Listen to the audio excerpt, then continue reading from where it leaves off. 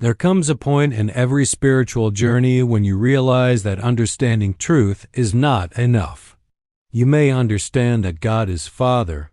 You may intellectually grasp that God is within. You may deeply believe that divine life flows through you. But unless you learn how to live this truth moment by moment, it remains a beautiful idea that never becomes a living experience. And so, part 3 is not about philosophy. It is about practice. About the quiet, gentle, daily ways you can recognize the Father within, the way Jesus lived, the way Joel Goldsmith taught, and the way thousands have awakened to a deeper peace. This is not about rituals, not about memorizing words, not about trying to reach God. It is about remembering what is already true. And to help you see how real and practical this is, I will share emotional stories of older souls, of families, of everyday people who learned how to practice the presence and how their lives slowly transformed. Because the Father consciousness is not an idea, it is a way of being, a way of seeing, a way of living. Let us begin with the first practice, the practice of morning stillness. There was a man named Edwin, 72 years old, who lived alone after his wife passed. Each morning he felt a heaviness in his chest, not physical pain, but an ache made of silence and memory. One day, his daughter sent him a quote by Joel Goldsmith, "Start your day with God, and God will walk with you through the day." He didn't know what it meant, but he decided to try. So the next morning, instead of reaching for his phone or walking straight to the kitchen, he sat on the edge of his bed and placed his hand on his heart. And he whispered, "Father, I know you are here." That was all. No long prayer, no formal meditation, just recognition. He did this every morning. At first, nothing seemed to change. But one morning, something subtle happened, almost unnoticeable. He felt warmth in his chest, not emotion, not memory, but presence, a softness he could not explain, a companionship without words. And for the first time in months, he got up from his bed and didn't feel alone. That is the power of beginning your day with recognition, not asking, not begging, but simply acknowledging, "Father, you are here." This is the first practice, morning stillness to 5 minutes of recognition. You do not need deep concentration. You do not need perfect silence, just awareness. Let me share a second practice, the practice of breathing with presence. There was an elderly woman named Saroju who suffered from anxiety attacks late in her life. Her chest would tighten, her breath would become shallow, and she felt she might faint. Doctors gave her medication, but her fear remained. One evening, her grandson played her an audio clip of Joel Goldsmith saying, "Your breath is God breathing you." She burst into tears, not because she fully understood it, but because something in that sentence felt like home. From that day forward, whenever anxiety rose, she would sit still and focus on one breath. And she would whisper, "This is the Father breathing me." Slowly, gently, her breath would deepen. Her panic softened. Her body relaxed. She said, "I realized I am being breathed by God. I'm not doing this alone." This is the second practice, breathing with the Father. Every breath becomes a reminder, not of your fragility, but of your divine grounding.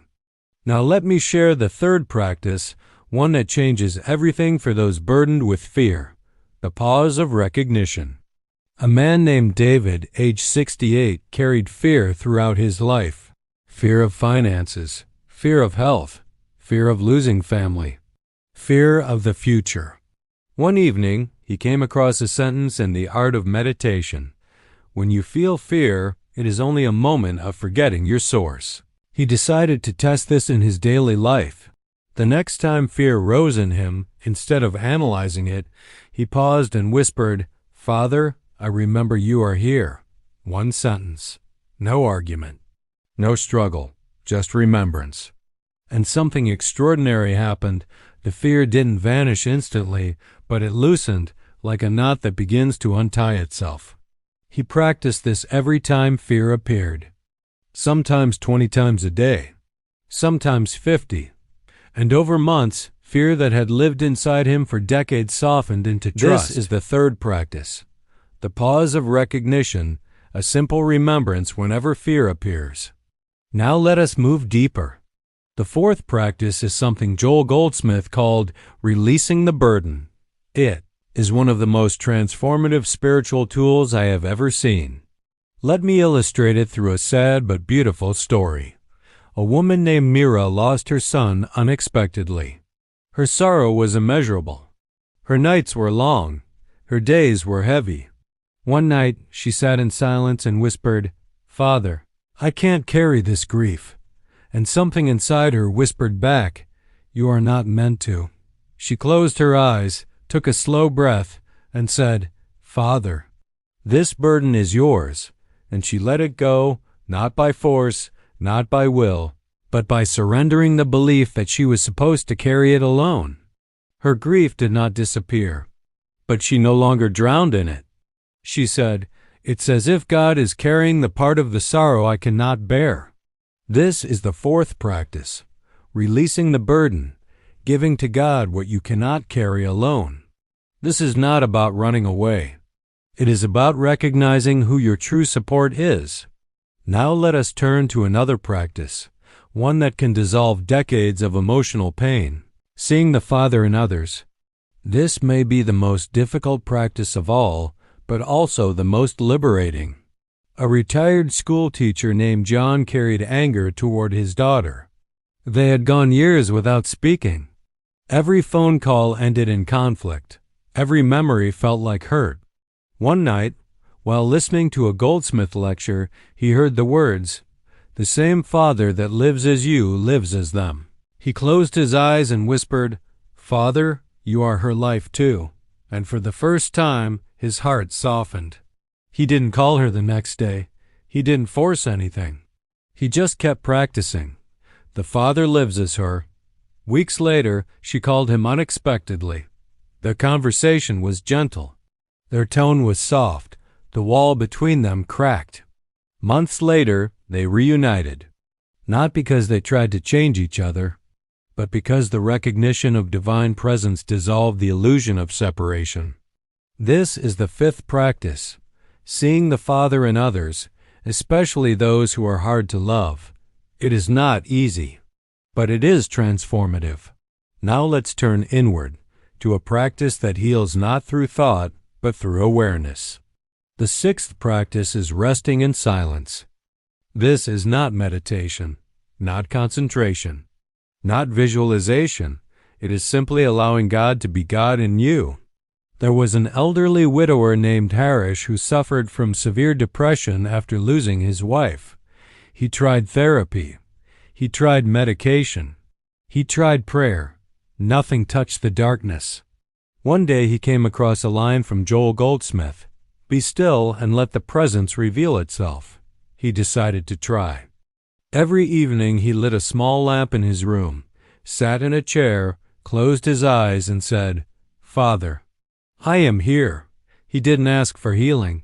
He didn't ask for light. He simply rested. For weeks, nothing changed.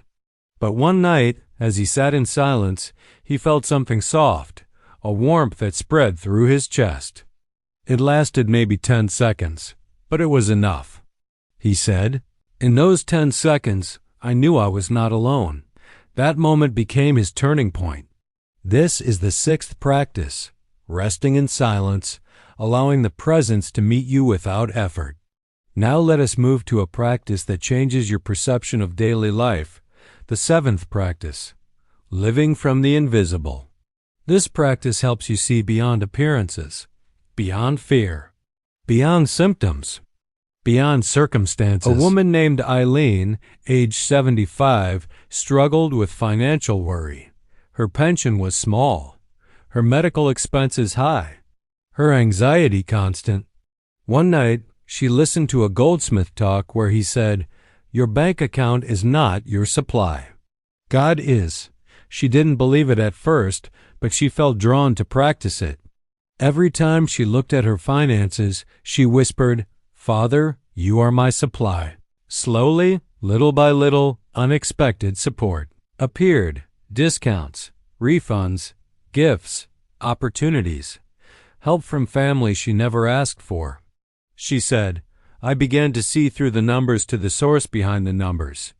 This is the seventh practice, living from the invisible, seeing God as the reality behind every form. Now let us turn to one more life-transforming practice, one that Jesus lived from every moment, the practice of love as presence. This is not emotional love, not affectionate love, but divine love, the silent recognition of God's life in everything. A man named Jacob struggled with bitterness after being betrayed in business. His anger burned for years. He could not forgive, he could not forget. But as he aged, the bitterness began to poison his peace. One evening, as he read a passage in the Infinite Way, his eyes paused at the line, "Love is the recognition of God in all creation." He closed his eyes and whispered, "Father, show me how to see you in this." He expected nothing. But a warmth rose in him, not toward the man who wronged him, but toward life itself. His bitterness did not vanish instantly, but it softened. And over months, he found that the hatred had dissolved, not through willpower, but through divine vision. This is the eighth practice, love as the recognition of God in everything. Now, before we close, I want to share one final emotional story, a story that brings all these practices together.